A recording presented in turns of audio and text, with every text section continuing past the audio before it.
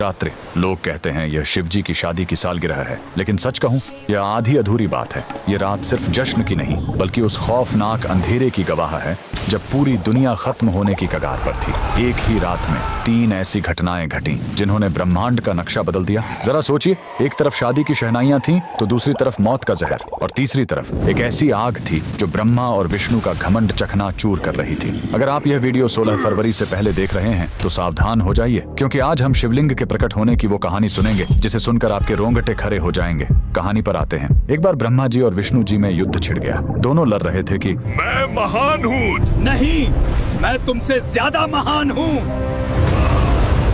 उनका यह घमंड जब दुनिया का संतुलन बिगाड़ने लगा, तब अचानक उनके बीच एक विशाल अनंत अग्नि स्तंभ प्रकट हुआ। वह आग का एक ऐसा खंभा था जिसका न कोई शुरुआत था न अंत। उस स्तंभ से एक भारी आवाज आई, जो मेरे आखिरी सिरे को खोज लेगा वही महान होगा।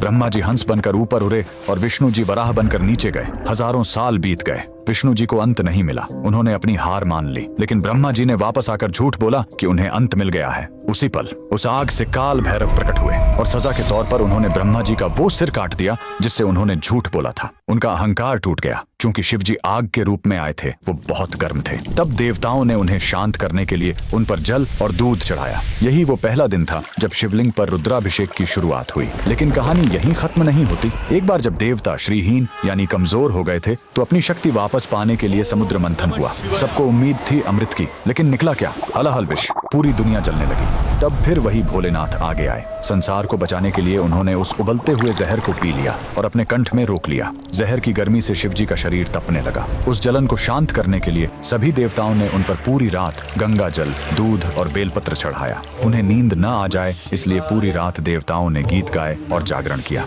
यही वजह है कि महाशिवरात्रि पर हम पूरी रात जागते हैं। लेकिन रुको, यह रात इतनी डरावनी भी नहीं है। इसी रात प्रेम की जीत भी हुई थी। जब माता सती ने अपने प्राण त्यागे थे तो शिवजी पूरी तरह टूट गए थे। वो वैरागी बन गए, दुनिया छोड़कर समाधि में चले गए। तब माता सती ने पार्वती के रूप में जन्म लिया। उन्होंने हजारों साल तक कठोर तपस्या की, सिर्फ अपने शिव को वापस पाने के लिए। आखिरकार भोलेनाथ पिघले। इसी महाशिवरात्रि की रात वो वैरागी फिर से दूल्हा बना और शिव शक्ति का मिलन हुआ। तो इस 16 फरवरी जब आप शिवलिंग पर लोटा भर जल चढ़ाएं, तो याद रखिएगा, आप उस आग को शांत कर रहे हैं और उस जहर के दर्द को कम कर रहे हैं। कमेंट में